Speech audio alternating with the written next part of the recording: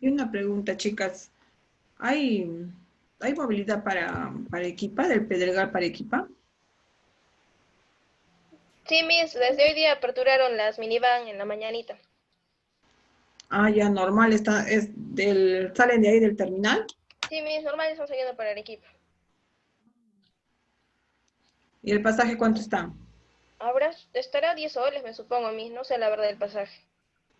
Pero Porque en las Carpio estaban 15 soles, las chiquitas. tan solo una persona por asiento. Sí, Miss, me supongo que sí. Mm, allá hay entonces, ¿no? Acá también ya ha empezado a venir Carpio ya. Desde la semana pasada recién está viniendo Carpio. Sí, Carpio ya estaba más antes que las minivan. Recién hoy día han salido ya las minivan. Pero no habrá para mucha gente. Supongo que no No, debe ser Miss, mínimo. el pasaje está acá. ¿Cuánto? 15 soles. Pasaje. En la minivan, en Carpio. Carpio, Miss, Carpio. Buenas tardes, Miss. ¿Cómo está? 15 soles. Wow. Lo que antes era, creo, 8, 8, el 8 doble. soles era. Ujú. Pero Miss, para ir en Arequipa en taxis estaba hasta 60 soles, así. 15 soles es poco todavía. Ah, sí. Y acá también, cuando no había minivanes, Carpio, nada, el auto cobraba 80 soles. Para ir a Arequipa, 80 soles. Y el auto tan solo iban con 3 pasajeros nada más, pues.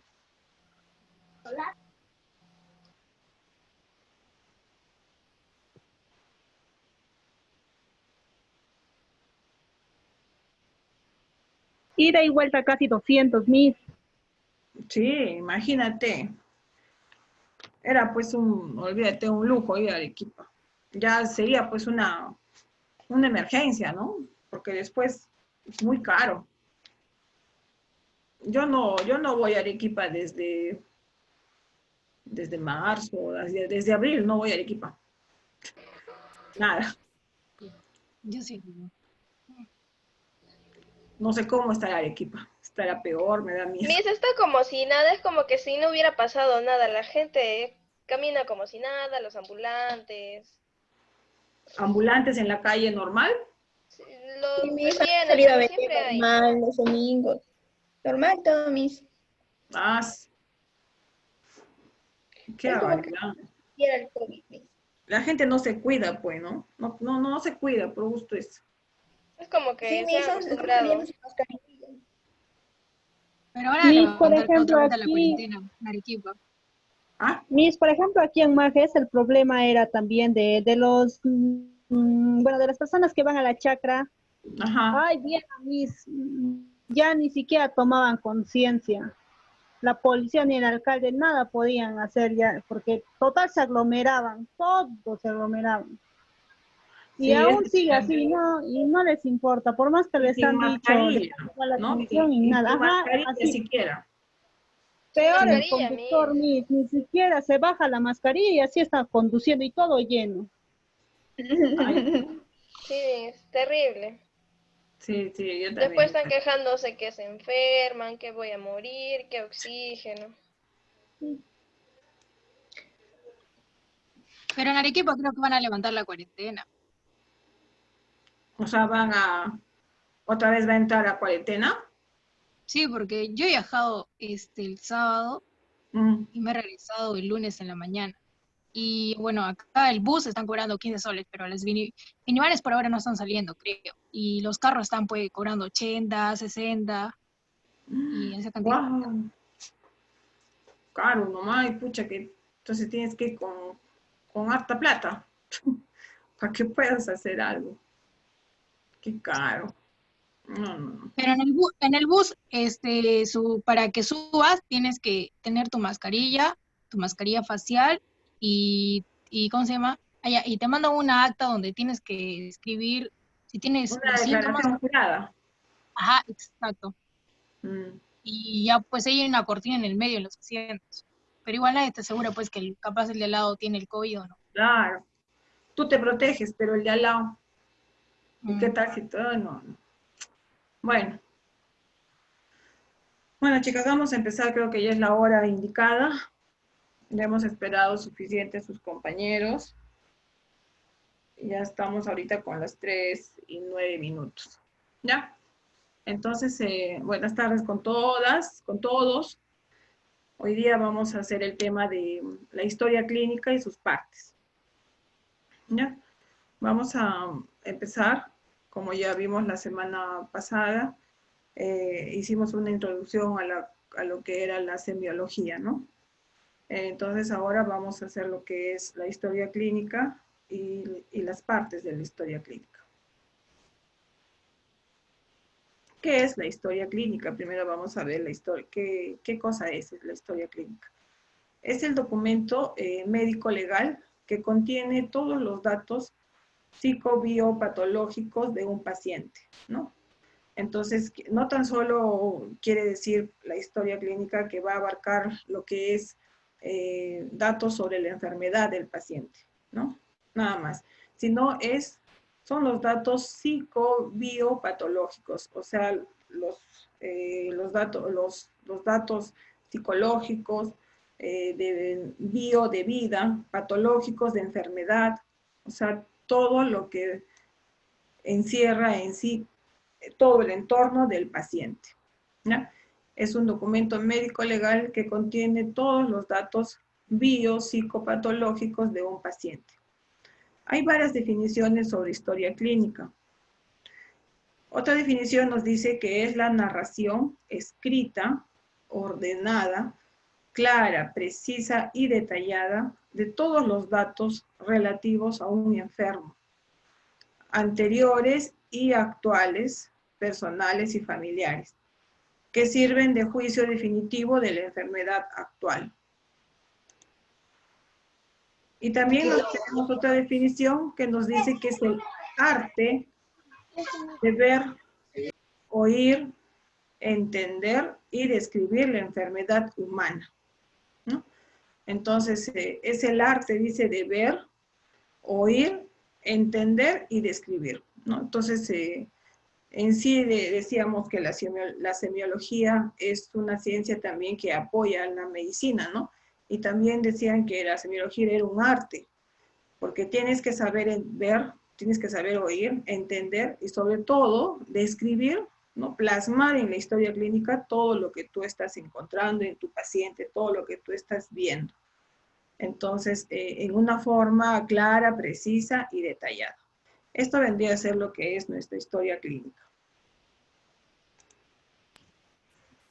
En cuanto a la historia clínica, vamos a ver que se maneja en los hospitales y en los consultorios, ¿no? La historia clínica es un documento que se maneja en todos los establecimientos de salud, ya sea en los hospitales, ya sea en los consultorios privados, particulares, en los policlínicos, inclusive en los establecimientos de salud, digamos en los puestos de salud, en los son establecimientos de salud, vamos a encontrar una historia clínica, ¿no? Entonces, la historia clínica es un documento elemental para atender a los pacientes. No podríamos atender a los pacientes si no tuviésemos una historia clínica, ¿no? Entonces, por ejemplo, ahí en el Pedregal hay muchos policlínicos, hay consultorios, ¿no? De médicos, de odontólogos, y cuando nosotros vamos a hacernos atender, nos sacan una historia clínica, ¿no? Nos sacan nuestra historia clínica, nos preguntan nuestro nombre, nuestra edad, ¿no? Todos nuestros datos, y nos asignan un número de historia clínica.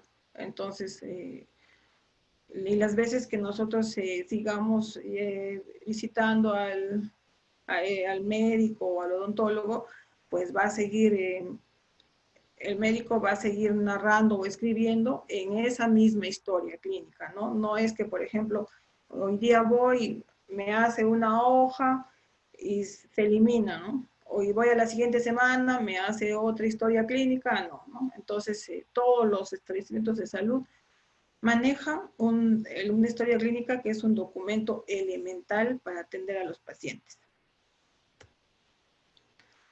La historia clínica es la información obtenida y ordenada y que tiene diferentes finalidades o objetivos, ¿no?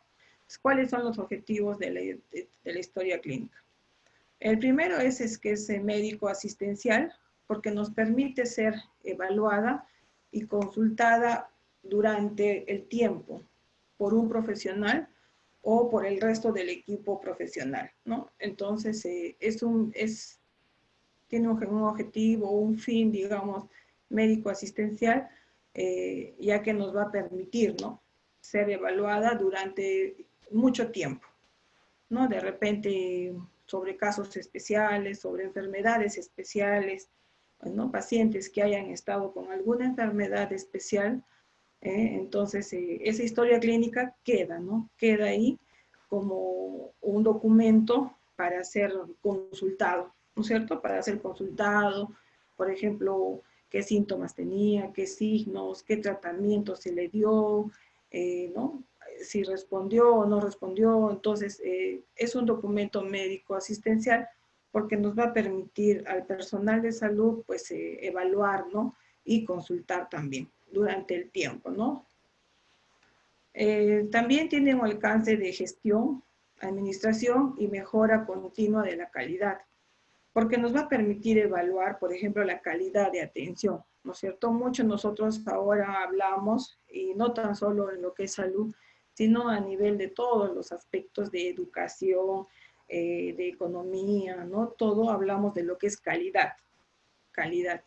Entonces, esto nos va a permitir evaluar la calidad de la atención, ¿no? Si estamos atendiendo bien o estamos atendiendo mal a un paciente, si el médico, cómo está atendiendo a su paciente.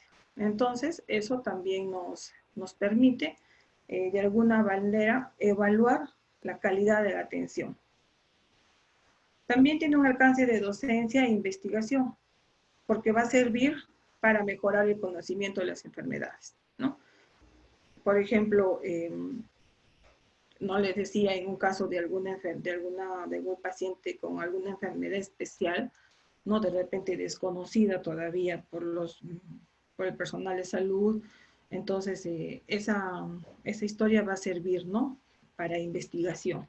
Más adelante, para investigar, por ejemplo, para ver cómo empezó la enfermedad, con qué signos tenía el paciente, qué síntomas, en cuántos días, ¿no? Todo eso, todo eso. Entonces, la historia clínica va a servir para hacer docencia y para hacer también investigación. También tiene un alcance de epidemiología, porque va a determinar la incidencia y la prevalencia de las enfermedades en una población, ¿no? Por ejemplo, en cierta población, digamos, en tal tiempo de, digamos, de verano, ¿no es cierto? Entonces se presentan más las diarreas, ¿no? Digamos, en enero, febrero o marzo hay más incidencia de diarreas. ¿Dónde es más, dónde hay más incidencia? Por ejemplo, en la costa, ¿no? Porque vas a la playa, porque los alimentos se descomponen más rápido. Entonces, a diferencia, digamos, de lo que es la sierra, ¿no? Que hace más frío, que todavía los alimentos no se descomponen tanto. Entonces, también tiene un alcance epidemiológico, ya que nos va a determinar la incidencia o la prevalencia de algunas enfermedades según el tiempo o el lugar donde se encuentre. Y ya es algo muy importante, es un alcance médico-legal, que va a determinar, es un determinante en las instancias judiciales, ¿no? O sea, todo lo que es, por ejemplo, juicios, demandas, eso se constituye un documento muy importante. ¿Por qué decimos que es importante lo que es la connotación médico-legal, ¿no? De un tiempo a esta parte, a este tiempo, por ejemplo, la historia clínica ha pasado a ser un documento de lo que fue un documento médico asistencial, ¿no? Ha pasado a ser un documento médico legal, ¿no? Con mucha importancia, con mucho valor, ¿no? Sobre todo eso. Porque aparte de que ahí en la historia clínica se va a consignar todos los hallazgos semiológicos, todos los síntomas, los signos de una enfermedad, los diagnósticos y el tratamiento que se aplica, ¿no? Por el médico, va a ser también, es la única prueba, dice, objetiva, o sea, que vamos a ver, que vamos a poder tener en nuestras manos, ¿no? Es la única prueba objetiva para poder valorar una determinada conducta, ¿no? Desde el punto de vista médico-legal frente a la presunción de mala praxis, o sea, de mala práctica. Entonces, a veces ustedes han escuchado, por ejemplo, que en los hospitales en Lima, por ejemplo, entra un paciente, ¿no? Y a veces dicen, entró bien, entró caminando y ha fallecido por negligencia médica, ¿no? Entonces, el único documento que es, digamos, objetivo, que existe, que yo lo puedo tomar en cuenta, es la historia clínica, ¿no? Entonces, el médico se puede respaldar, ¿no? En esa historia clínica. Entonces, de repente, pues, ¿qué hacen los familiares? Los familiares agarran y demandan al personal de salud, a la enfermera, al médico, ¿no? Que lo atendió. Entonces, este caso llega a lo que es, por ejemplo, al juzgado, ¿no? A una sentencia, ¿no? A una que se llama audiencia, ¿no? Entonces, donde se tienen que mostrar las pruebas, ¿no? De qué pasó esto, por qué pasó el otro. Entonces, el personal de salud, digamos, es la única prueba que tiene para demostrar, digamos, lo que en sí pasó, ¿no? ¿Por qué falleció el paciente, ¿no? Que no fue por la mala práctica que se hizo, sino de repente porque el paciente estaba mal, ya estaba muy comprometido sus órganos, de repente le dio un infarto, un paro, entonces muchas cosas, ¿no? Entonces, pues desde ese punto de vista, la historia clínica, por eso es que es muy importante, ¿no? Muy importante, tiene que ser bien hecha y sobre todo bien detallada, ¿no? Porque a veces llega a un punto que puede servir para, digamos, para lo que son aspectos legales. Hoy en día se da bastante estos casos, ¿no? Ustedes mismos han escuchado en la televisión, se mueren niños recién nacidos, ¿no? Muchas personas fallecen, ¿no? A veces a veces hay mala praxis, hay mala práctica de parte de los médicos o del personal, pero todo eso se tiene que demostrar.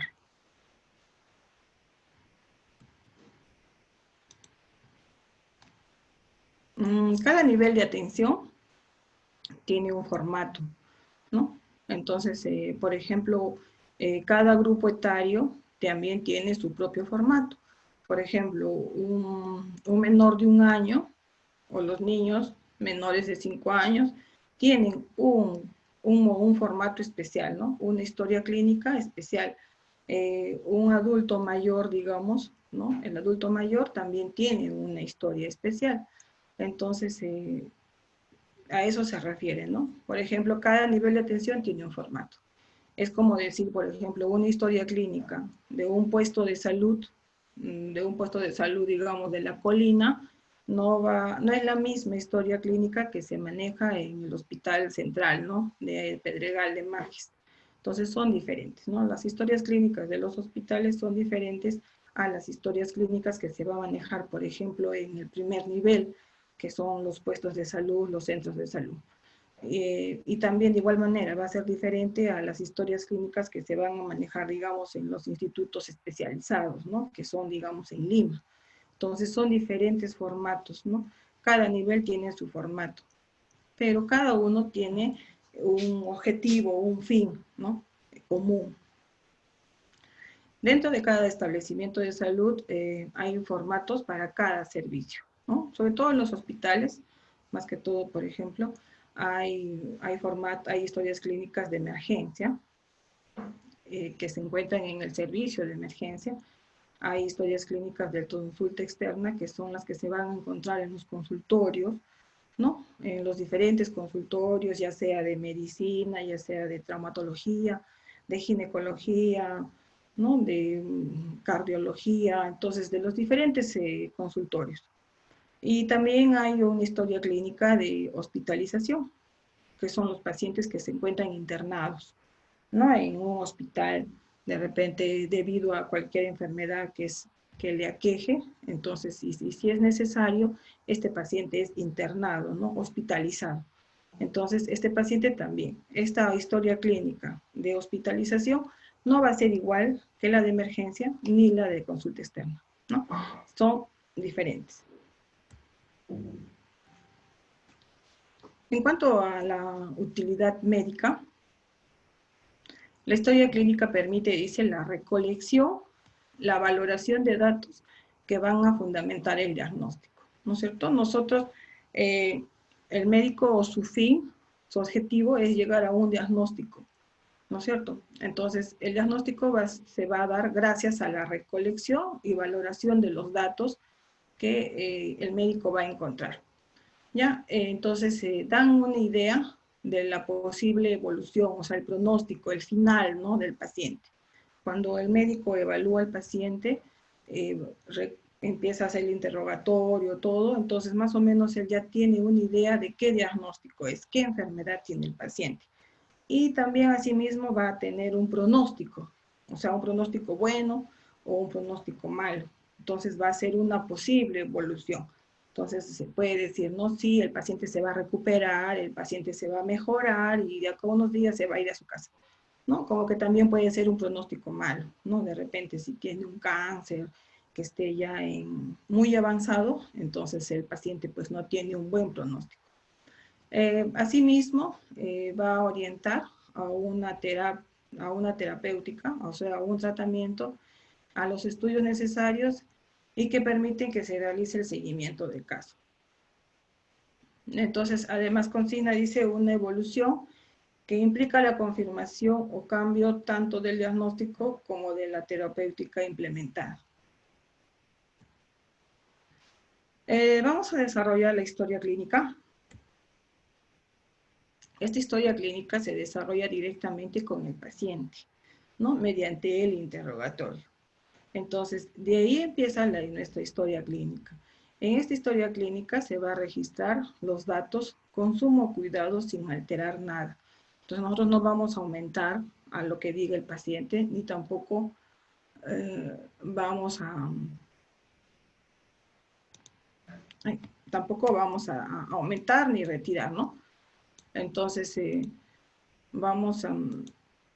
en la historia clínica se va a registrar todos los datos, ¿no?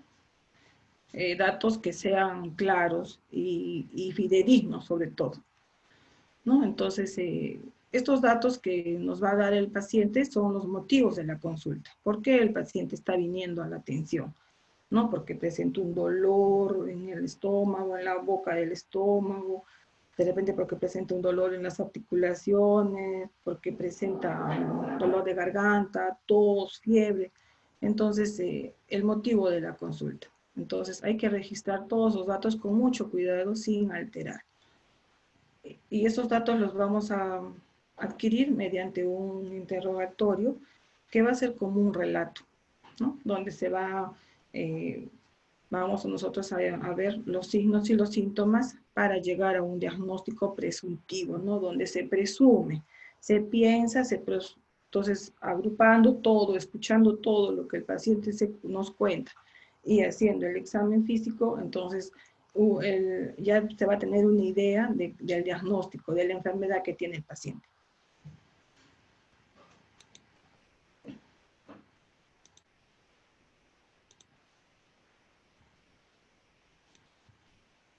Vamos a entrar a las partes de la historia clínica, ¿no?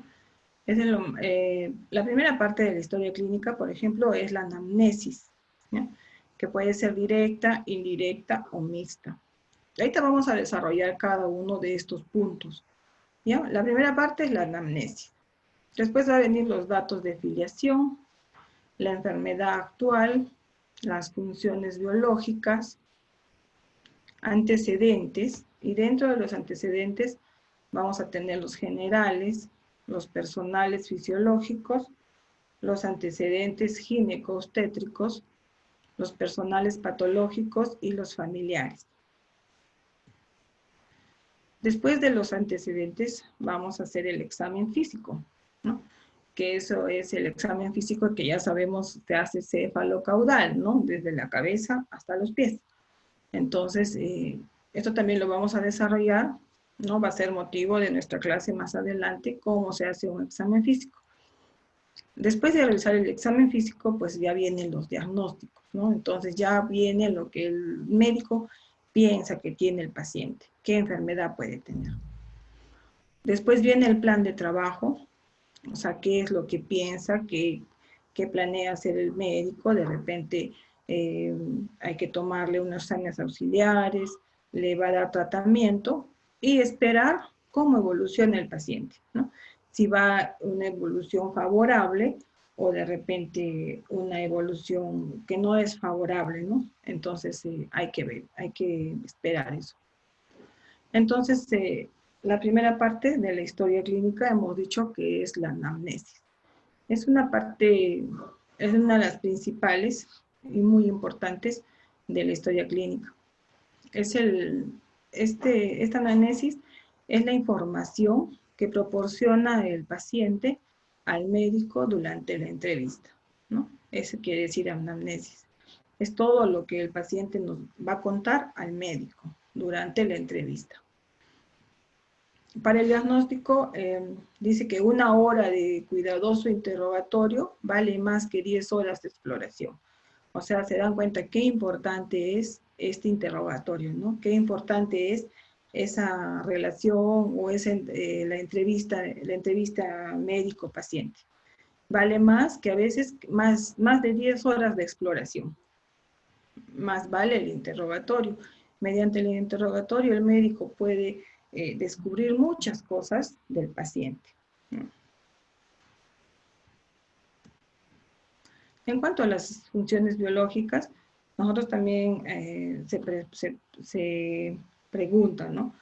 Por ejemplo, dentro del interrogatorio se considera, digamos, la sed, si está aumentada, disminuida, cuánto de líquido toma al día, ¿no? Una jarra, un vaso, 2 vasos, el apetito también, ¿no? Si está elevado o no tiene apetito, o de repente en las mañanas, en la noche ya no. El sueño también, ¿no? Si duerme bien, o de repente se le quita el sueño a medianoche, o de repente toma pastillas para dormir. Entonces, todo eso está considerado dentro de las funciones biológicas. En cuanto a la orina también, ¿no? Entonces, cuánto orina, digamos, cuántas veces vas al baño en el día. Entonces, tiene que ser algo que tenga que que esté directamente proporcional, digamos, con la sed, con el apetito, ¿no? Porque de repente si se toma 3 litros de agua al día, pero sin embargo va 2 veces al baño, entonces está mal, ¿no? Entonces el paciente no lo asume, pero nosotros sí ya lo podemos relacionar y podemos darnos cuenta que más o menos qué está pasando. También tenemos que ver, por ejemplo, investigar sobre las deposiciones, ¿no? Cuántas veces va al baño, si son normales o son líquidas, si son oscuras o son un color normal, ¿no? Todo eso también hay que preguntar al paciente. El sudor también, si es que suda mucho de repente, y el peso también del paciente, ¿no? Entonces, esas son las funciones biológicas que también se tiene que tener en cuenta en lo que es la historia clínica. En lo que son los datos de filiación, que es lo que viene después de la anamnesis, viene el dato de filiación. Vamos a considerar lo que es el nombre, ¿no es cierto? Nombre completo del paciente, la edad, que viene a ser la fecha de nacimiento, considerando el día, el mes y el año, el sexo, ¿no? El lugar de nacimiento, donde naciste, porque de repente pues vives en Arequipa, pero naciste en Lima o en Piura de repente, ¿no? Entonces el lugar de nacimiento. La religión también es muy importante, no sé si eres católica, a veces hay testigos de Jehová, adventistas, ¿no? Ateos también. Entonces esas cosas también es muy importante porque ustedes saben que muchas las ideas, ¿no? Las religiones tienen muchas, no todos comparten las mismas ideas, entonces tienen muchas creencias, ¿no? Entonces no todos tienen un mismo consenso, digamos. Entonces por eso es muy importante preguntarles la religión.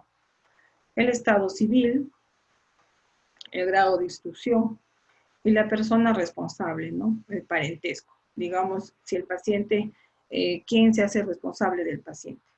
Entonces, ¿y qué es de mí, no? Por ejemplo, si yo soy un paciente, de repente voy con mi mamá, o voy con mi hermano, o voy con mi esposo, entonces la persona que me acompaña es el que se responsabiliza de mí. En nombres y apellidos, bueno, ya les dije, ¿no? Sus nombres y apellidos completos. En la edad. En la infancia, cuando son niños, por ejemplo, se investiga también todo lo que son trastornos gastrointestinales. Por ejemplo, las diarreas, ¿no? Que es lo más común en los niños. Entonces, por ejemplo, cuántos se ha hecho periodos de diarreas, enfermedades infecciosas. En la pubertad, ¿no? Cuando ya son jóvenes, entonces se encuentran trastornos relacionados con el desarrollo de las funciones sexuales. En la edad madura, hay que tener en cuenta los trastornos nerviosos, ansiosos, ¿no? El estrés, por ejemplo, también enfermedades venéreas y del metabolismo, por ejemplo, tenemos lo que es gastritis.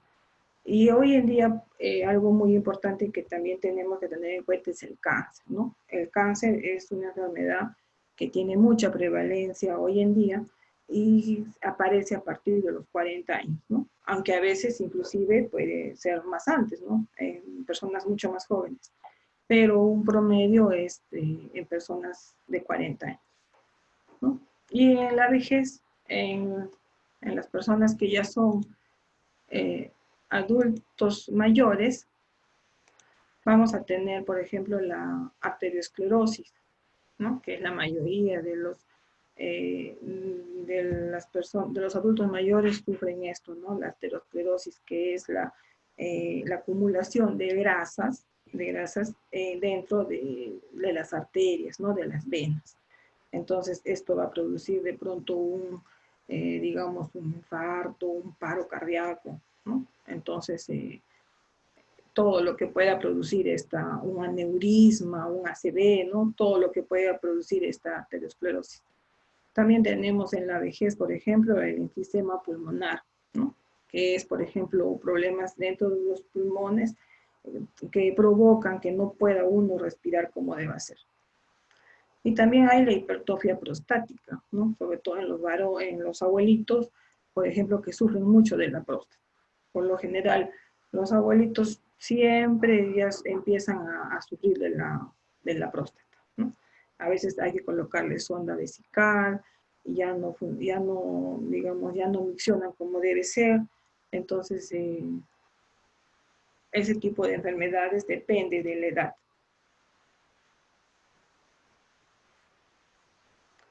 En cuanto a la ocupación, por ejemplo, los que trabajan de pie, ¿no? Por lo general presentan varices en las extremidades inferiores y en la obesidad en los profesionales, en las profesiones sedentarias, ¿no? Entonces, según lo que realiza el paciente, o en qué se ocupa, qué tipo de profesionales, cuál es su trabajo que realiza, entonces, según eso, nosotros también, o el médico, también el que se encarga de la entrevista, tiene que más o menos ver qué tipo de enfermedad es el que está presentando.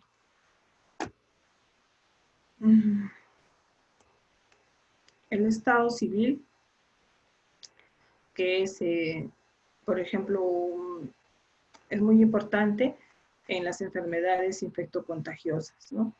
Porque dependen del continuo contacto entre las poblaciones de ambos sexos, si son solteros, si son casados, ¿no? Entonces, a veces si son solteros, pues pueden tener muchas parejas, ¿no? Sexuales. Entonces, hay que ver eso, por ejemplo, a veces hay infecciones genitales, ¿no? Por las relaciones sexuales.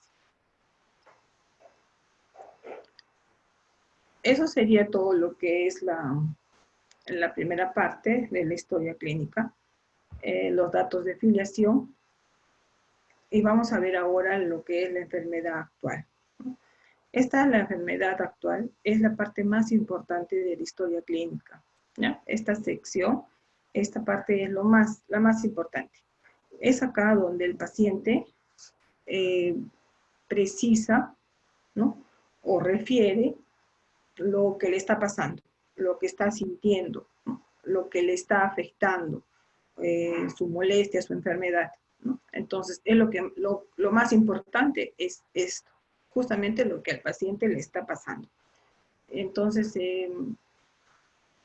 este paciente en la enfermedad actual es como el relato que se tiene que hacer, es como si fuese un cuento, ¿no? En forma detallada y a la vez concisa y concreta, ¿no? Entonces, no va a escribir el médico todo lo que le dice el paciente, ¿no? Todo lo que le refiere, porque el paciente, cuando nosotros, o los pacientes, o nosotros somos pacientes, pues empezamos a contar de atrás, ¿no? Desde que chiquitos, que me caí, que una vez me fue así, otra vez me sentí tal cosa. Empezamos desde mucho más atrás, ¿no? Para llegar de repente a lo que ahora estoy sintiendo. Entonces, pero el médico no va a anotar todo lo que habla el paciente. Entonces, el médico tiene que saber escuchar y luego tiene que escribir, ¿no? En forma detallada, pero concisa a la vez. O sea, las cosas más importantes, nada más, ¿no? Entonces, la información se ordena, dice, en forma cronológica. Entonces, cronológica de tiempo, ¿no es cierto? Entonces, primero, lo más lejos, ¿no? Hasta el día de hoy, ¿ya? Por ejemplo, dice, se usan términos como hace 3 meses, no más lejos, hace 3 días, ¿no? O hace 2 días, o anoche. Entonces, se ordena en forma cronológica. Entonces, el paciente refiere, digamos, que hace 2 días, ¿no? Presenta dolor en la boca del estómago, luego de haber ingerido de repente, pues, no sé qué, un chicharrón, ¿no? Entonces, empieza ahí, ¿no? Narrando el motivo por qué viene el paciente. Entonces, esa es la enfermedad actual. ¿Ya? Es la parte más importante, es de la historia clínica, es la parte más importante, la enfermedad actual.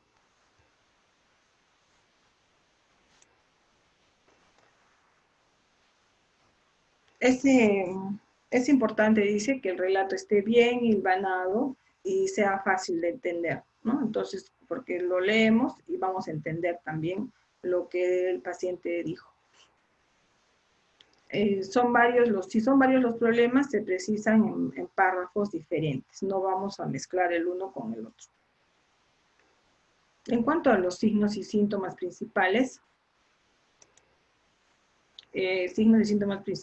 tenemos los cardinales o esenciales, ¿no? Que son los que nos va a servir para orientar nuestro diagnóstico. Los signos y síntomas cardinales o esenciales. Y los comunes, concurrentes o accidentales son los que no tienen menor importancia que los anteriores, pero a veces sirven para fijar también el diagnóstico.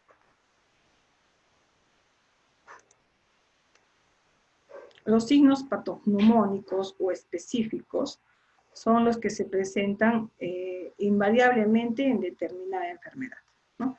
Hay enfermedades que tienen signos patognomónicos o específicos. Ese signo es específico de esa enfermedad, ¿no? Entonces, cuando nosotros encontramos ese signo, entonces, sin duda alguna, se dice que tiene tal enfermedad, ¿no? Entonces, esos son los signos patognomónicos o específicos. ¿Ya? Los signos negativos son aquellos que no se encuentran en padecimientos que sospechamos, y con lo cual hay motivo para desecharlos y dudar que existen tales padecimientos. Entonces, por ejemplo, si el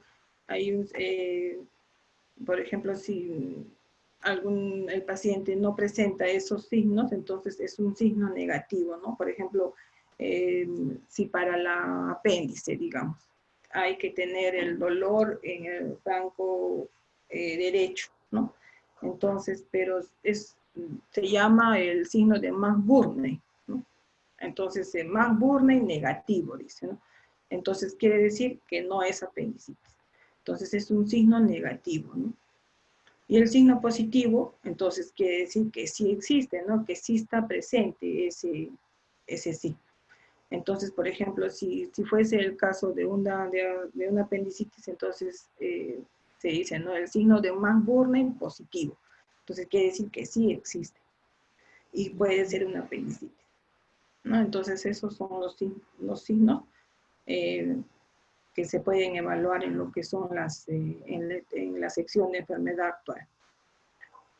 Los signos pronósticos son los que encontramos en los padecimientos y nos orientan en el estado de gravedad del enfermo, ¿no? Entonces son los signos que se van a presentar y nos pueden dar más o menos una idea del pronóstico de ese paciente. Digamos, si se va a curar, si se va a sanar, ¿no? O de repente va a fallecer. Entonces es un signo ya que nos puede dar un pronóstico, ¿no? Por ejemplo, a veces a los pacientes que son, digamos, que sufren que tienen un accidente craneal, un TEC grave, ¿no? Un TEC grave.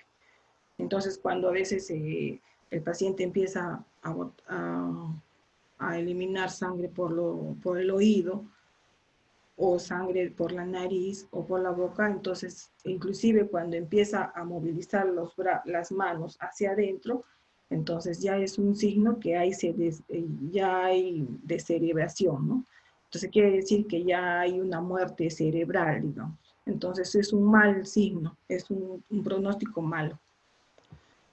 Los signos etiológicos son los que nos orientan para saber el origen del padecimiento, ¿no? Entonces los signos etiológicos quieren decir los signos que van a buscar la causa o el origen de la enfermedad. En cuanto a los antecedentes, tenemos los antecedentes generales, los antecedentes personales, y dentro de los personales tenemos los antecedentes fisiológicos, antecedentes ginecobstétricos, antecedentes patológicos, hábitos nocivos, o sea, malos hábitos, inmunizaciones, lo que son vacunas, alergias, antecedentes familiares.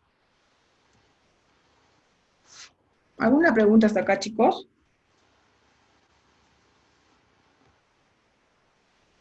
¿Alguna pregunta, chicos, hasta aquí? No. Dime.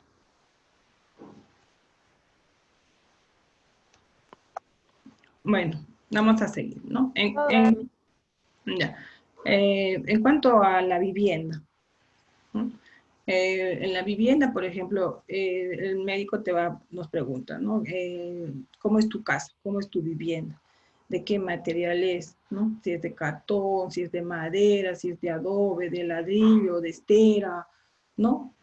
¿Cómo es tu vivienda? Si es propia, si es alquilada, la luz, si es eléctrica, si tienes vela, lámpara o a gas, el agua, si es potable, dentro del domicilio o es afuera, ¿no? En extradomiciliaria, si es de río, de acequia, si hay desagüe o no hay desagüe, el número de habitaciones de tu casa, 1, 2, 3, el número de personas que viven contigo, ¿no? 8, 7, 10.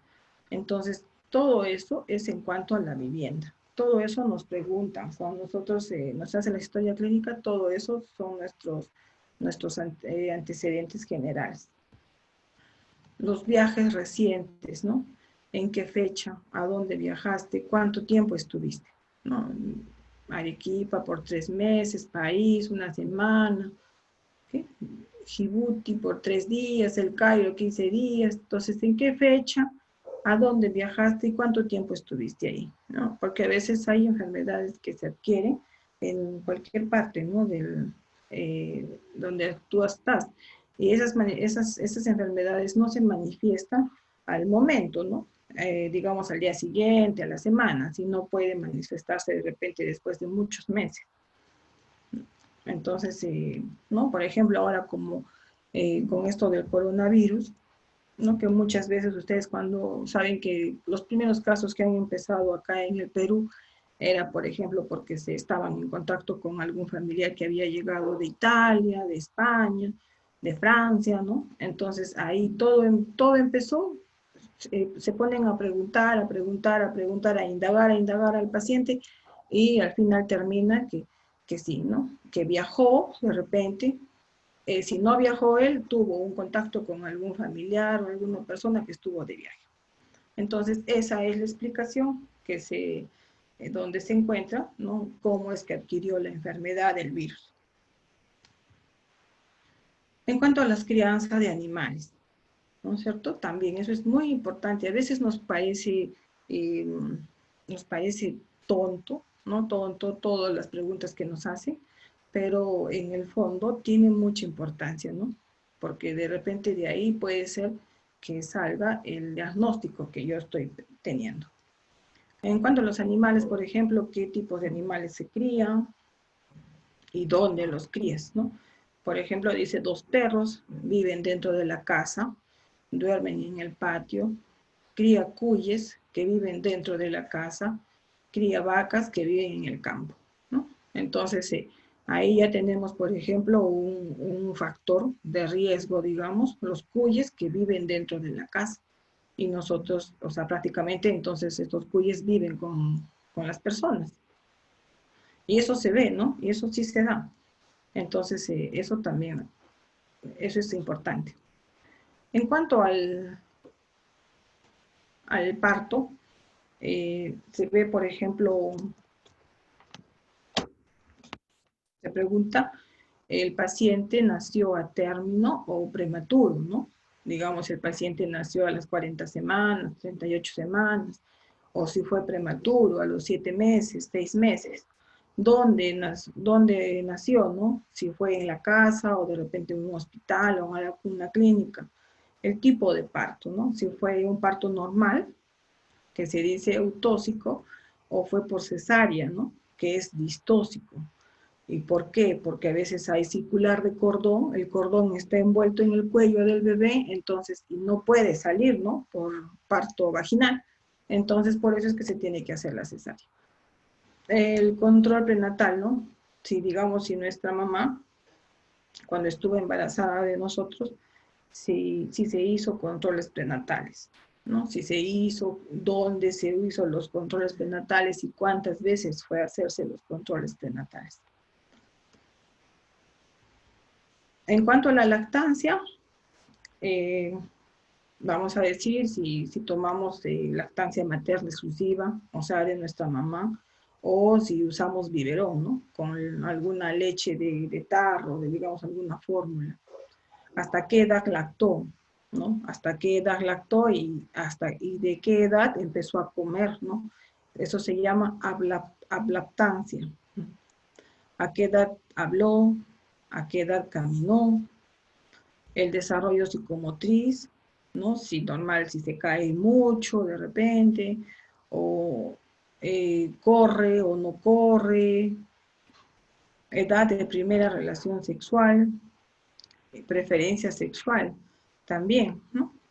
Y uso de métodos anticonceptivos. Todo eso nos constituye todo lo que son nuestros antecedentes personales, fisiológicos, ¿no? O sea, del paciente, desde que nació hasta ahora que ya es joven, digamos que ya es adulto, ¿no? Entonces, todos esos datos tienen que consignarse en la historia clínica.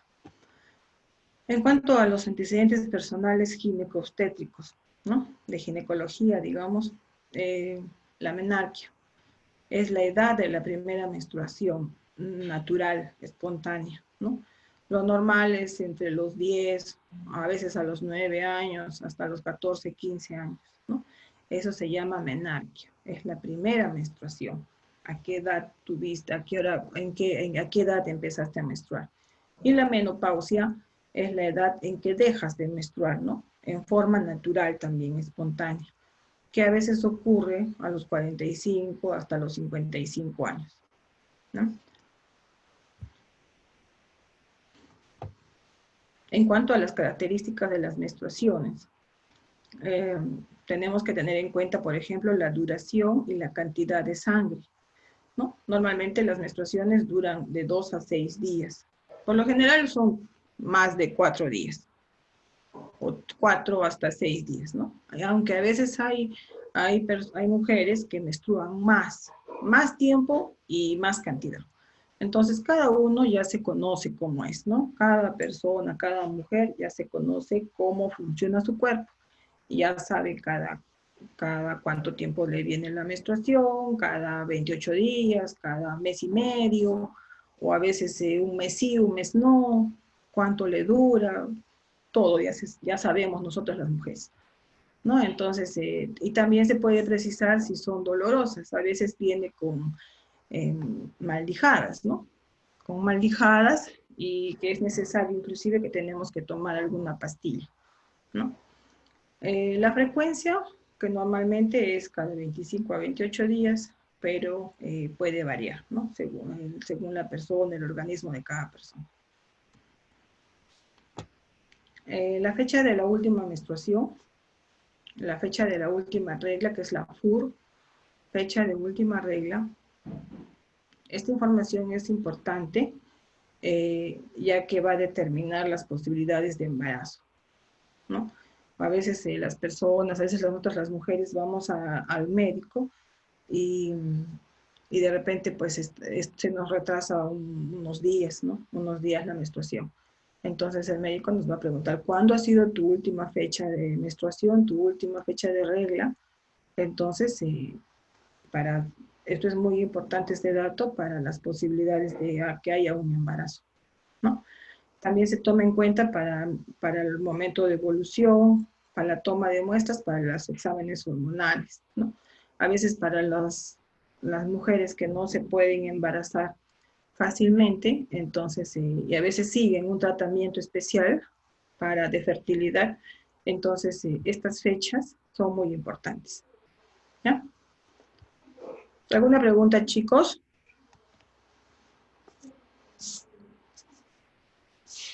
¿Están ahí o no hay nadie, creo? Sí, mis, estamos presentes. Bueno, no. También, siguiendo con los antecedentes ginecostétricos, entonces hay que dar también información sobre los embarazos, ¿no? Sobre los embarazos del paciente ya, ¿no? ¿Cuántos embarazos hemos tenido? Si fueron a término o fueron prematuros, ¿no? Si los partos fueron vaginales o por cesárea, si hubo algún problema asociado al embarazo, por ejemplo, presión arterial elevada, si hubo hiperglicemia, o sea, quiere decir que el azúcar se subió, digamos una glucosa alta, o si hubo una muerte fetal, ¿no? Que se murió el bebito, digamos, antes de los 9 meses. También sucede. Entonces, todos esos problemas tenemos que contar, tenemos que hablarlo, ¿no? Antecedentes de abortos, por ejemplo, si ha habido algún aborto, si hemos tenido algún aborto, si ha sido espontáneo, o sea, de por sí se salió, o provocado, ¿no? A veces se caen, se dan centanazos, ¿no? Entonces, a veces puede pasar eso que va a provocar el aborto. Y al final, también en cuanto a los números de hijos vivos.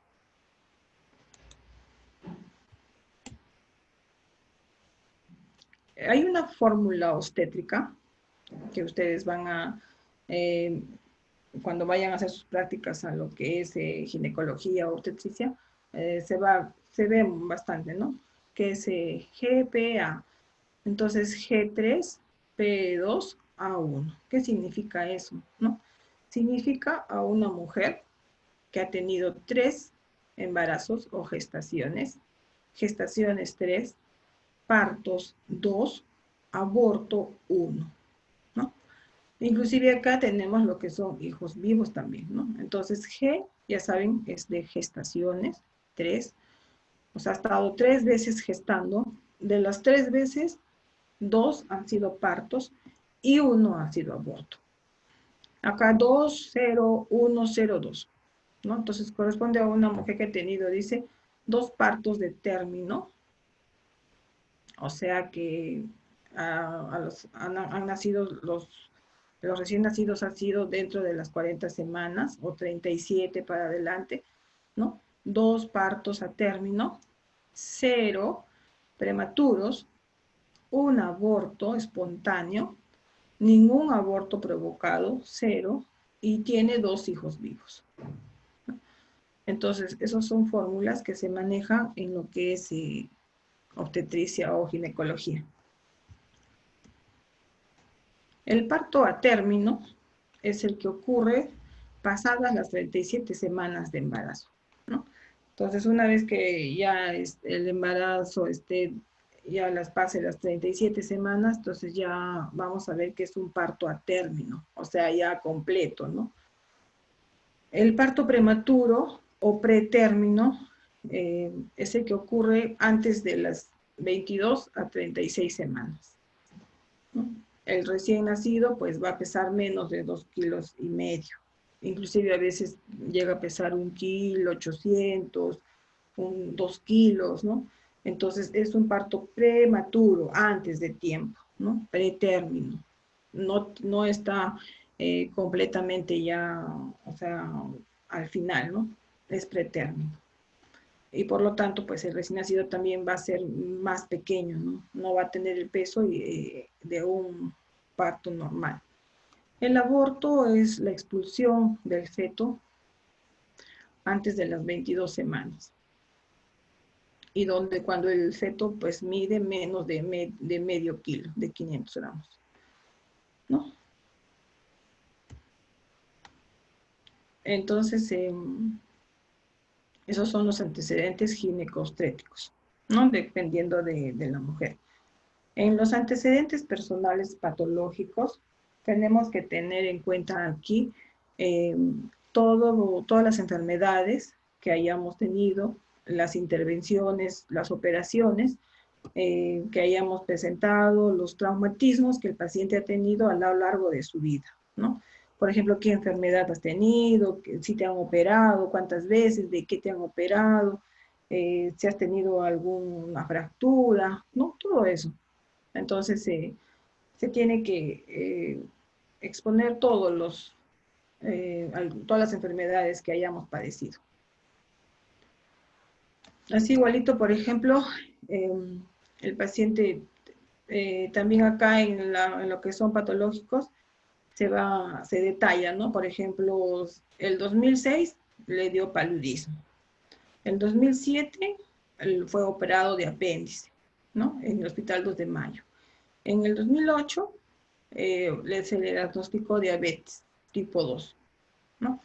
Entonces, así, ¿no? Entonces se detalla todo eso, todo lo que son los antecedentes personales patológicos.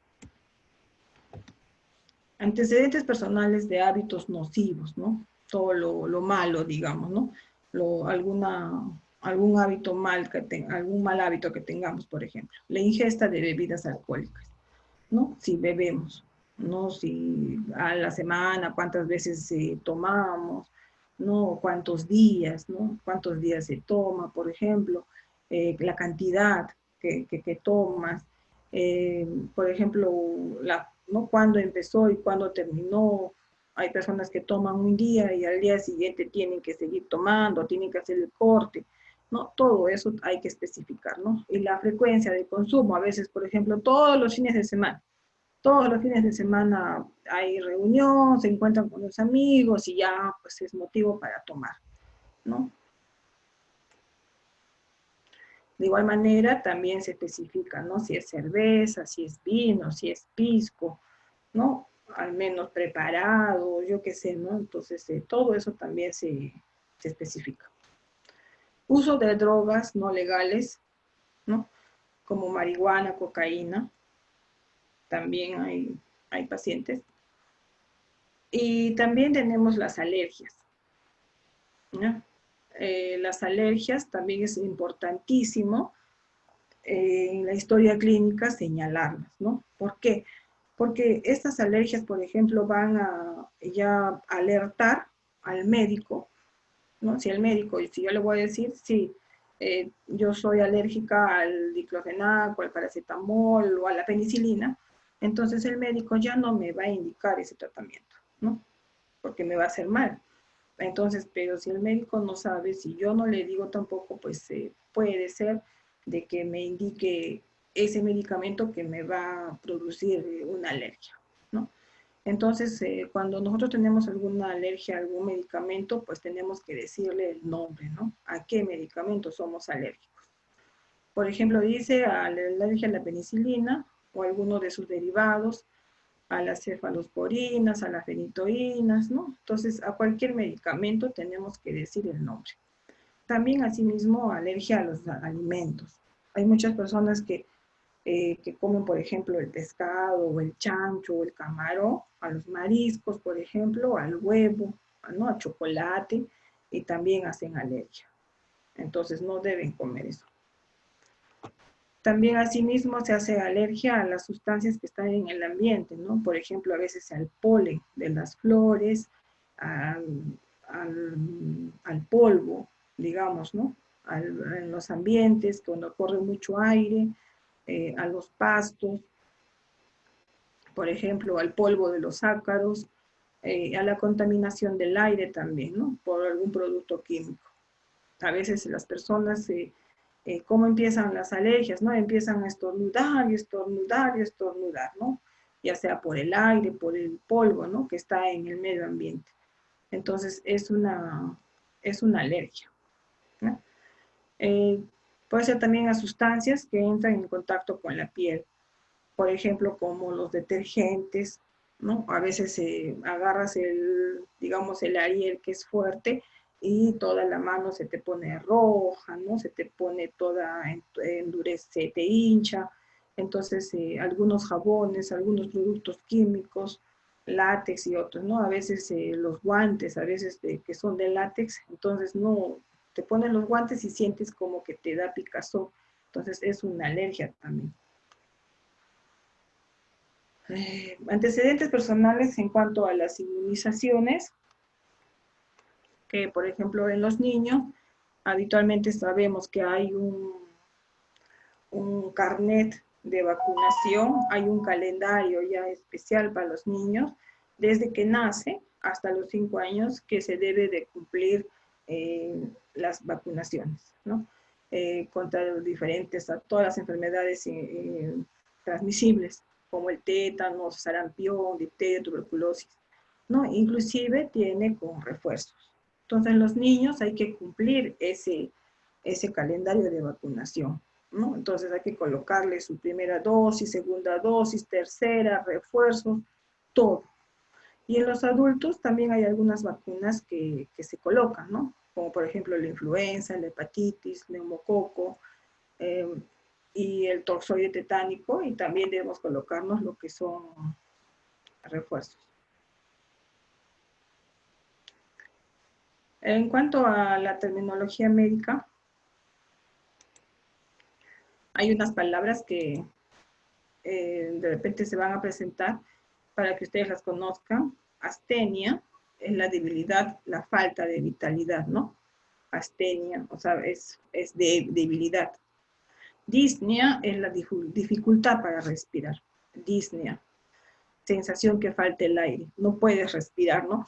Como que tienes una desesperación porque no puedes respirar, tienes dificultad para respirar, esa es la disnea, ¿no? Disfagia es la dificultad para deglutir. Disfagia es la dificultad para deglutir, o sea, para comer, para pasar, ¿no? Los alimentos, disfagia. Odinofagia, que implica la presencia de dolor al deglutir, ¿no? Odinofagia quiere decir que cuando nosotros vamos a comer, a deglutir, vamos a sentir dolor. Y espasmos son las contracciones involuntarias de los músculos, ¿no? A veces son movimientos que se presentan involuntariamente, ¿no? Que nosotros no podemos controlar. En cuanto al examen físico general, ¿no? El examen físico se va a tener en cuenta los controles de las funciones vitales. Todo lo que es pulso, frecuencia cardíaca, frecuencia respiratoria, presión arterial, temperatura, ¿no? Esos son los cuatro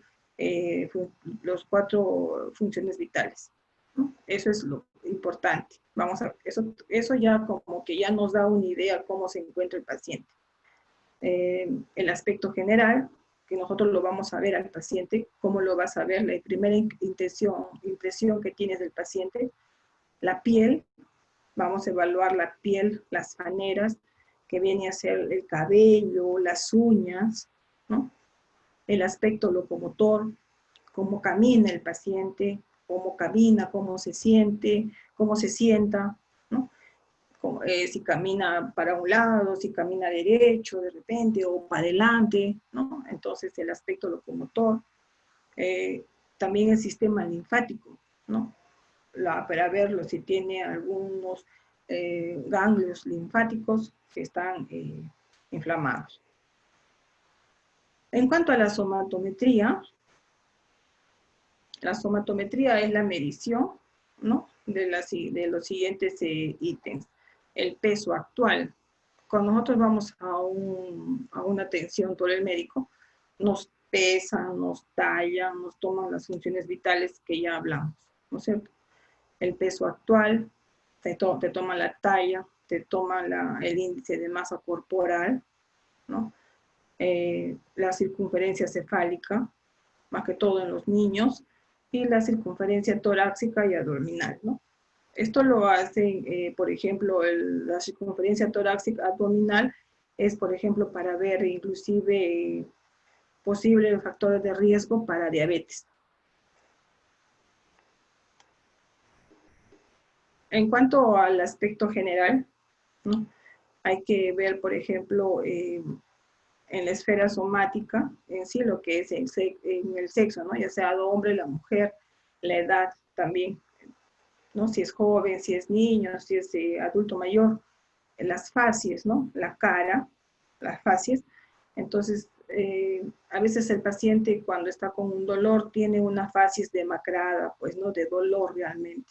Hay una facies, digamos, cuando hay fiebre, ¿no? También está toda chaposa, colorada. Cuando hay el dolor muy intenso, también, ¿no? Entonces, la facies también nos da la impresión de lo que el paciente va a tener en ese momento, ¿no? La postura, ¿no? como le decíamos, la situación del locomotor, la postura, si es relajada, forzada, encogida, ¿no? Cómo se siente el paciente, se sienta con confianza o de repente está muy así, ¿no? Muy encogido o de repente muy relajado también, ¿no? La integridad, la constitución, ¿no? Si es delgado o si es obeso, el estado nutricional, ¿no? A veces también todo esto se ayuda, todo lo que es con análisis de laboratorio. También tenemos los movimientos, de dónde se origina, ¿no? Puede ser temblor, ¿no? Por ejemplo, como la enfermedad de Parkinson.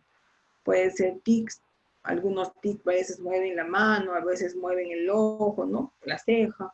Entonces, todos esos movimientos hay que valorarlos, ¿no? La marcha, por ejemplo, cómo camina el paciente, si arrastra los pies o no arrastra los pies, si camina como debe ser, o primero un pie, después el otro. Entonces, todo eso vamos a evaluarlo nosotros en el examen físico, ¿no? Y algo también muy importante es la esfera psíquica, ¿no? Es lo que hoy en día también digamos, hay muchos problemas ¿no? Psicológicos. Vamos a ver LOTEP, ¿qué significa? ¿No? El paciente que está lúcido, orientado, en tiempo, en espacio y en persona, ¿no? Entonces, ¿qué cosa quiere decir? Digamos, cuando un paciente, el médico agarra y evalúa a un paciente ¿no? y le pone la historia clínica, paciente, por ejemplo, LOTEP. Entonces, nosotros, ¿qué será pues LOTEP? Entonces, es lúcido, orientado, en tiempo, en espacio y en persona. Por ejemplo, está lúcido, ¿no? Está en sus 5 sentidos. Está orientado. Entonces, sí, estoy en el hospital de Aplao, digamos, ¿no? ¿En qué año, en qué día estás? Hoy día es, ¿qué es hoy día? 7 de octubre. ¿De qué año? 2020. Entonces está orientado en tiempo. Entonces, en el tiempo, ¿qué es? ¿De mañana? De día. Es de tarde. El tiempo, ¿no? Es lúcido, orientado en tiempo y en espacio, ¿no? En el espacio, por ejemplo, ¿dónde se encuentra? Me encuentro en Aplao, en el hospital, o me encuentro, por ejemplo, en el Pedregal, en el hospital de Majes. Entonces, ¿no? En tiempo y en persona. En persona, ¿quién eres, no? Yo soy Mariela Ortiz, yo tengo tantos años, yo vivo en tal sitio, trabajo en tal lado. Entonces, todo esto significa. Entonces, toda esa información se resume en estas 5 letras, ¿ya? También tenemos que evaluar la conciencia, ¿no? Hay muchos pacientes, sobre todo los pacientes adultos mayores, por ejemplo, sufren de Alzheimer, ¿no? Algo muy común. Entonces, tenemos que ver también el grado de la conciencia, el estado emocional. Hay personas que son muy ansiosas, que están deprimidas, ¿no? Por ejemplo, con esto del virus, del coronavirus, hay muchas personas que se han deprimido, que sienten muy temerosas, ¿no? De que se contagien, de que vayan a pasarle algo. Entonces, el estado emocional, ¿no? Entonces, eso también se evalúa, ¿no? En la esfera sociocultural, por ejemplo, también hay que ver cómo la apariencia que tiene el paciente, ¿no? Su indumentaria, su ropa, ¿no? No es una ropa de lujo, una ropa carísima, ¿no? Es una ropa, pero que sea limpia, ¿no? Su cuidado personal, que esté lavada la cara, bien peinado, ¿no? Bien aseado. El léxico y los modales, ¿no? Cómo habla el paciente, los modales, si tiene buenos modales o no. Y el nivel socioeconómico, cultural también, ¿no? ¿Qué nivel tiene? A veces bajo, medio o alto. Entonces, esos son prácticamente lo que se comprende la historia clínica, ¿ya? De un paciente. Entonces, lo más importante de la historia clínica es la enfermedad actual. Más adelante vamos a ir desarrollando el examen físico parte por parte, ¿no? Como les dije en sus sílabos. ¿Alguna pregunta hasta acá, chicos?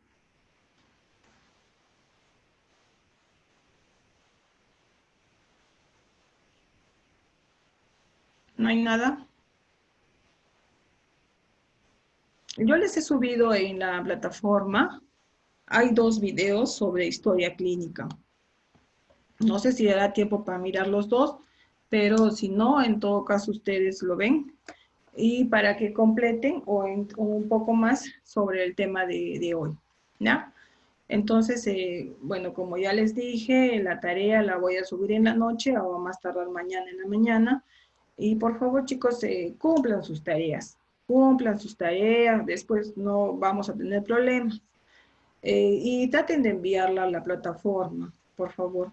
Y a veces a última hora, pues se carga mucho la plataforma y no permite que suban todos los trabajos. Entonces, sí, como sabemos que pasa eso, tratemos de hacerlo de repente el fin de semana, ¿no? Para que no ocurra eso de que su tarea, pues no responde en la plataforma.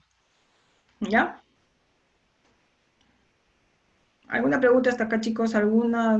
¿Todo está bien? Sí, Miss. Ya.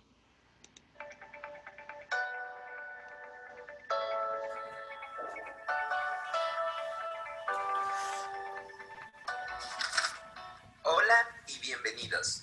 Mi nombre es Andrés y esto es SONEMED. El día de hoy vamos a hablar acerca de la historia clínica. Pero antes de empezar este video, me gustaría explicar 3 consideraciones acerca de la realización de la misma. Primero, no existe tengo mala letra o letra de doctor o mucho trabajo, refiriéndose a los pacientes, para escribir bien. Simplemente existe miedo a que otro profesional lea nuestro trabajo, sea cuestionado o reprobado. Por lo tanto, cuando se trata de la historia clínica, tenemos que redactarla con buena letra, ordenadamente y de forma transparente, porque no se trata de nuestra historia, es la historia clínica de nuestro paciente. Segundo, no nos presionemos al redactar una historia clínica perfecta a la primera vez. Hacer una buena historia clínica es como cocinar. Por más que tengamos la receta en nuestras cabezas de memoria, siempre existe la posibilidad de que algo salga mal. Y siempre va a existir una alta probabilidad de que aprendamos más cada día. Con esto me refiero a que no tenemos que dejar de actualizarnos, sea en cualquier tema, peor en la historia clínica.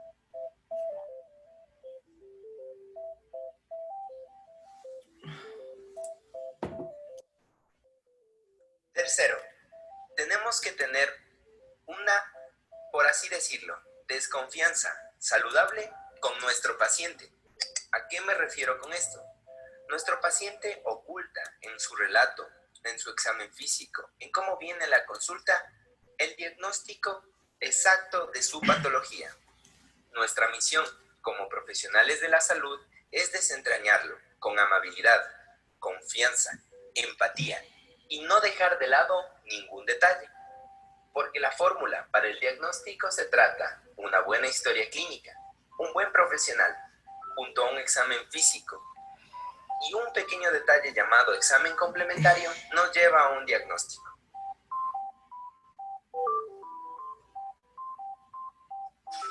Ahora sin más, comencemos.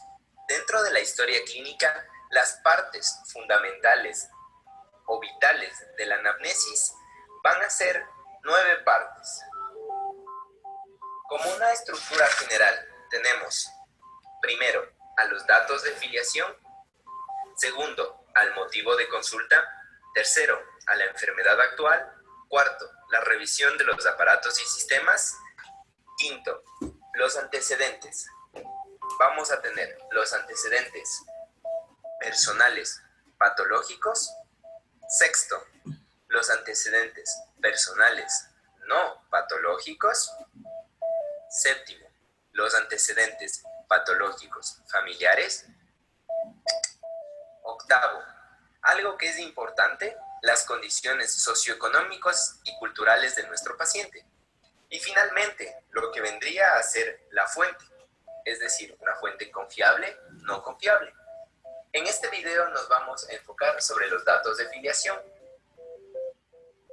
En videos posteriores vamos a seguir subiendo escalonadamente las siguientes partes de la historia clínica. Bueno, para empezar una historia clínica es fundamental el número de historia clínica. En algunos registros se trata de un código, otros de la cédula de identidad o pasaporte. Segundo, la fecha y la hora de elaboración. En este ejemplo, el 6 del 11 del 2017 a las 8 a.m. Bueno, ahora los datos de filiación son 11. Vamos a comenzar. El nombre sirve como una identificación legal del paciente. Además, ayuda a mejorar la relación médico-paciente, es decir, un trato empático e individualizado. Cuando hablamos de la edad, estamos hablando de prevalencia e incidencia de una etiología en particular. Por ejemplo, la osteoporosis, que es común en las personas menopáusicas, en promedio de edad va a empezar o se va a dar a los 47 años, con un rango aproximado entre 40 a 45 años. ¿Cuál es la importancia de la edad? Que nos puede brindar un diagnóstico alternativo, un diagnóstico adicional solo con la edad, es decir, una edad aproximada entre 47 años, más sintomatología de sofocos, que el sofoco es el síntoma que está presente en un 80% en la menopausia. Nos puede dar una idea acerca de una patología de la paciente. El sexo nos va a servir como una prevalencia e incidencia también de una etiología en particular. Por ejemplo, la depresión es mucho más común en mujeres. Además, es importante porque esta es una condición de la salud mental más común en pacientes atendidos en atención primaria. Por otro lado, la ausencia de exámenes de detección. Se estima que solo se identifican a un 50% de los pacientes con depresión mayor. Otro ejemplo, los hombres son 2 veces más propensos que las mujeres a desarrollar carcinoma gástrico. Con esto, nuevamente, en datos iniciales, nosotros podemos tener enfoques de factores de riesgo o enfermedades que puedan ser prevalentes en un grupo etario. Ahora vamos a hablar de la raza y etnia. También de una prevalencia e incidencia de una patología en particular. Por ejemplo, la drepanocitosis o anemia de células falciformes. Es aproximadamente un cuarto más común entre afroamericanos que portan el gen de la drepanocitosis. Otro ejemplo, nuevamente tomando al carcinoma gástrico, la incidencia más alta es registrada en Asia Oriental, Europa Oriental y hay casos también de América del Sur. Por lo tanto, hablando de Asia, podemos referirnos a un grupo etario, ¿sí?, con más predisposición. Otro dato importante es la ciudad de origen, que por dar un ejemplo, en mi país, que aún tenemos enfermedades endémicas, es importante para orientar algún diagnóstico, ya sea alternativo, ¿sí?, o un factor de riesgo específico, como por ejemplo las enfermedades endémicas.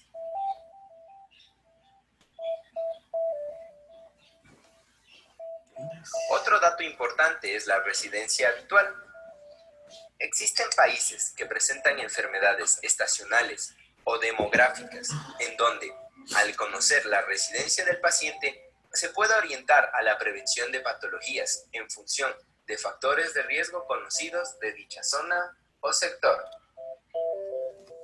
Esto es importante en el caso de también la residencia ocasional, que nuevamente en mi país, al tener enfermedades tropicales, por ejemplo, dengue, paludismo, Zika, chikungunya y diversas enfermedades demográficas, promueve ecosistemas y microecosistemas en distintas áreas del país. Por ejemplo, en mi país es posible encontrar un paciente con dengue hemorrágica a 2.800 metros de altura. Es decir, este paciente viajó de la altura del mar, en 2-4 horas aproximadamente puede llegar a tal altura en la sierra. La instrucción. Este acápite es especial porque tiene una doble importancia. La primera, personaliza, y la segunda, orienta la entrevista. Un ejemplo, no es lo mismo de tratar de explicar acerca de un tratamiento complejo a un paciente iletrado que explicarle cómo funciona el corazón, es decir, su principio de bomba, a un ingeniero mecánico que comprende perfectamente cómo funciona un motor de 4 tiempos. La ocupación. Nuevamente, prevalencia e incidencia de una etiología. Ejemplo, problemas ocupacionales, como un odontólogo con síndrome de tenista, una epicondylitis lateral, por el uso diario de sus manos en extracciones y en otros procedimientos, o una secretaria con riesgo de desarrollar trombosis venosa profunda por la estasis que presenta estar sentado 8 a 12 horas al día. Otro dato importante es el estado civil. Nos permite conocer la realidad del paciente y a modo de banderas rojas puede orientar factores de riesgo. Por ejemplo, ser soltero en la historia clínica perinatal del CLAP, ¿sí?, es un factor de riesgo. Otro, por ejemplo, hasta el apego terapéutico, ¿sí? ¿Cómo es esto? Puede tratarse de un paciente de mucha edad y además viudo. Se va a producir un caso en el que el paciente, por su posible depresión, su edad o otras enfermedades, no tome el tratamiento. Y finalmente, tenemos el contacto de emergencia. Como su nombre lo indica, es vital en caso de emergencia. Tiene que ser redactado de forma eficaz y como un ejemplo puede ser nombre, entre paréntesis, número de teléfono, parentesco con el paciente y, si es posible, obtener una dirección. Espero que les haya servido. Si les gustó o les pareció interesante este tema, no olviden apoyarlo con un like para poder... Bueno, chicos, después de este video hay otro que también está subido en la plataforma, que es la continuación de este, ¿ya? Que donde vamos a encontrar también lo que es la anamnesis. Entonces, ustedes ya lo pueden ver también. Entonces, bueno, ya estamos en la hora. Entonces, más tarde esperen su tarea o mañana en la mañana. Y como les digo, traten de cumplirla, ¿ya? ¿Alguna pregunta, chicos?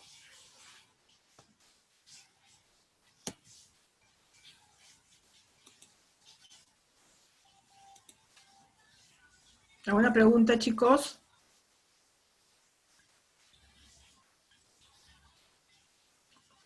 ¿Nada? Bueno. Entonces, por favor, revisen la plataforma en la noche o si no mañana. ¿No? Gracias. Ya, hasta luego, Miss. Chao, chicos, cuídense. Hasta luego, Miss. Igualmente. Hasta luego, Miss.